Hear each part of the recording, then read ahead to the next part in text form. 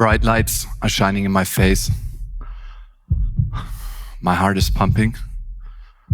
I see medical devices blinking, and I hear them overdrawn by the roaring of the engine. A paramedic leans over me.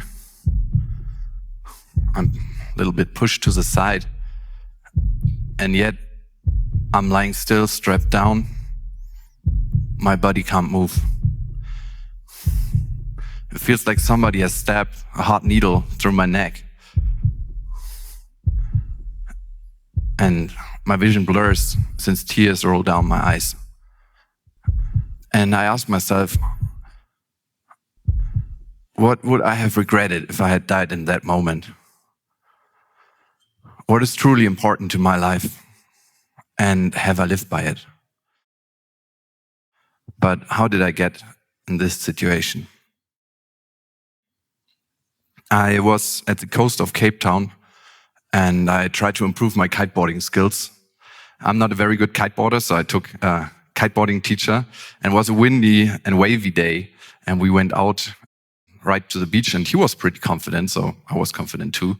And I took the kite and went out on the ocean, went back, went out on the ocean and went back again, and suddenly the kite crashed right at the beach. The kiteboard instructor was right there, so he picked it up, and I was so pumped with adrenaline that I gave him the thumb up to let it start. And in the second it left his hand, it just exploded to the sky. And I was like a little stone in a slingshot, shot out into the blue. It was like the greatest feeling of helplessness I've ever felt.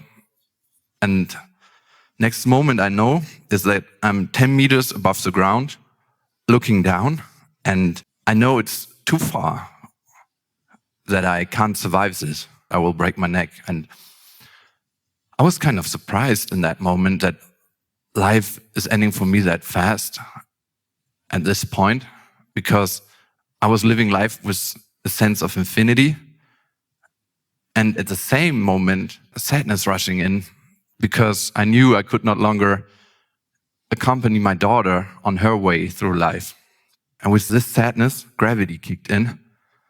And I went back to the ground, and I hit the ground, head and shoulder first, and everything went pitch black.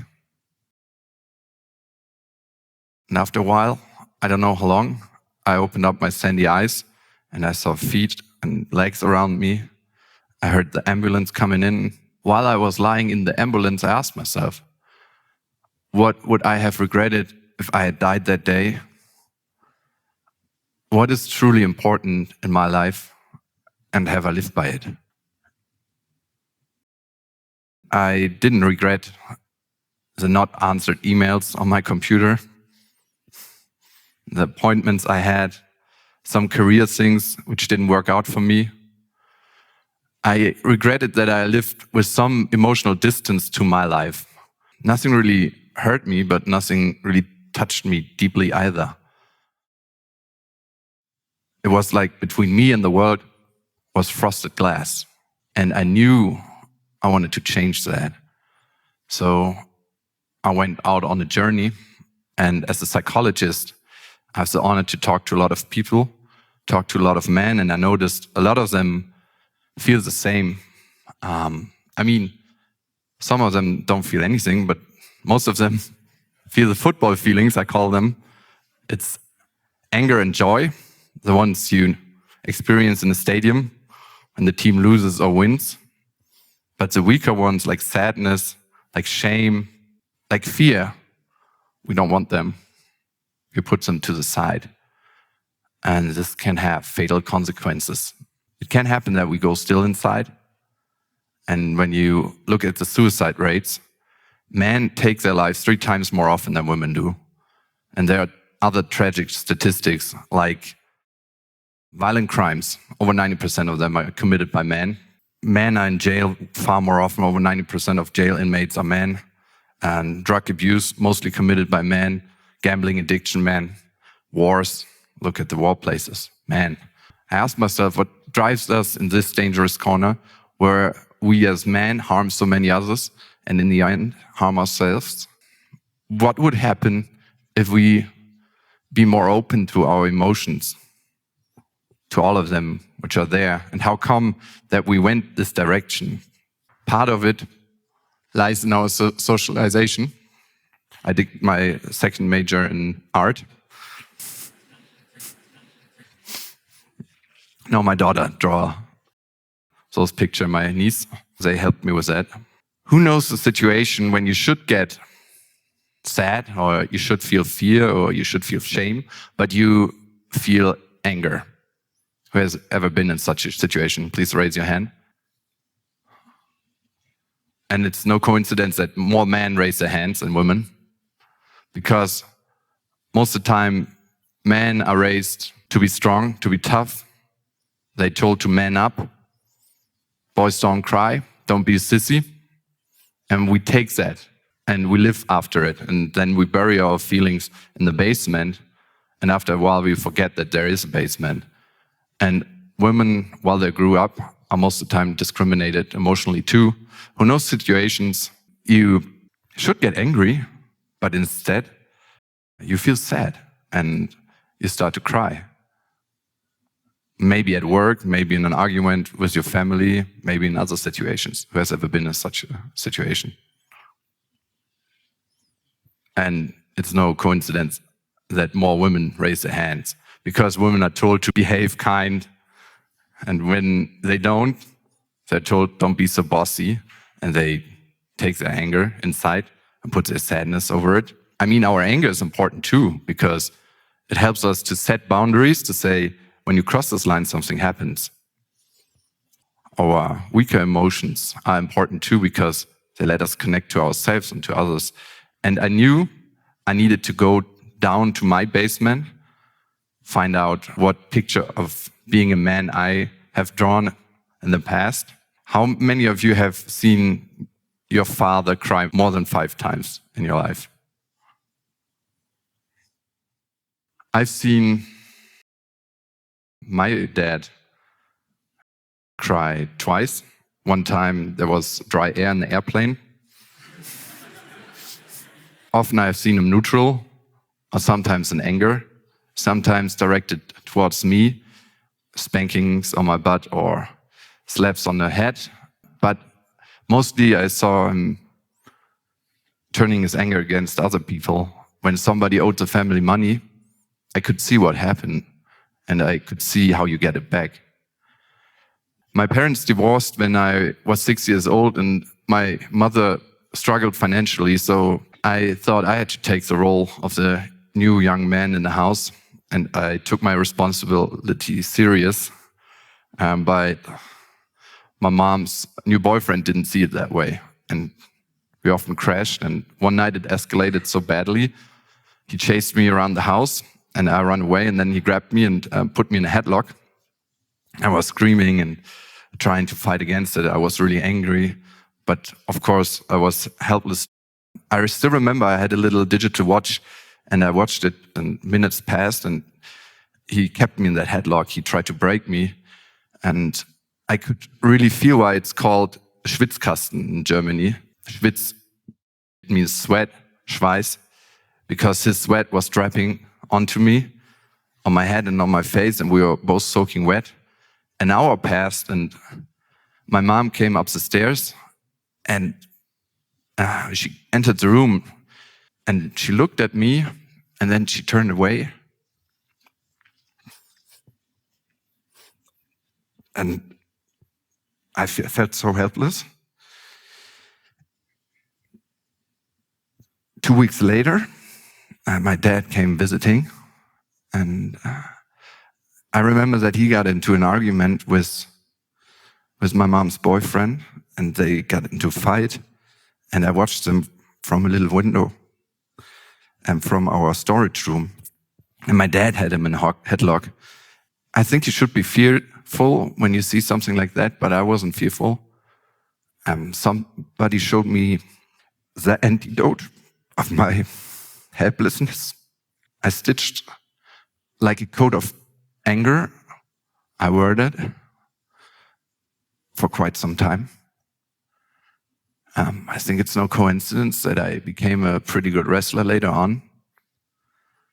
And yet this code had its price. You need all your feelings to navigate through life. When you don't have them, when you forgot that you have a basement, when you forgot that there are stairs down, it comes with a price. You might miss your partner, having a bad day at work, coming home. You might miss giving your partner a hug, or you come with an advice not needed because there's that feeling inside of you you can't bear, which rings when somebody else comes with sadness. And you might go over your boundaries over and over again because you don't feel when it's time to stop, and you might rush into a burnout or depression. You lose your connection to life. And I hear quite often that people come to me and say, I have everything. I have a house, I have a partner, I do fancy vacations, and yet somehow my life feels senseless. There's a numbness in my life. We all avoid feelings, unpleasant ones. And we have different ways to do that. For me, it's work, and it's pretty well accepted in our society. For others, it's sports, excessive sex. For some, it's food. For some, it's shopping. But we need those feelings to connect to the world. And that brings me to my second question. What is really important in life? What makes a physical and psychological healthy life? What would you say? Relationships? Mm-hmm. Purpose? Contentment? Pretty good guesses. It's not the car, it's not the apartment, it's not the fancy vacation. It's the relationship you have to yourself. It's a relationship you have to others.